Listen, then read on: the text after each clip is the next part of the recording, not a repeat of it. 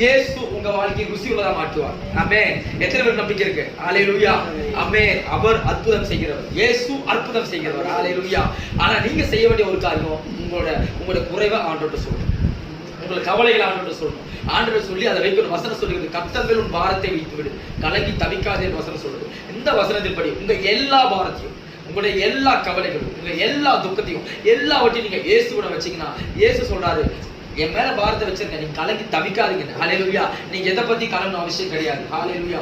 எந்த சூழ்நிலை இருந்தாலும் அம்மே நம்முடைய தெய்வம் அற்புதம் செய்கிற தெய்வம். அவர் தண்ணீரை திராட்சரசமா மாற்றினாரு. அவர் கண்ணு பார்க்க முடியாது பார்க்க வச்சாரு. குஷ்டரோகியை சொஸ்தமாக்கினாரு. நடக்க வச்சாரு. மரித்த பணத்தை உயிரோடு எழுப்பினார். ஹalleluya. அவர் இன்றும் ஜீவித்துக் கொண்டிருக்கிறார். எத்தனை பேர் விசுவாசிக்கிறீங்க? ஆமே.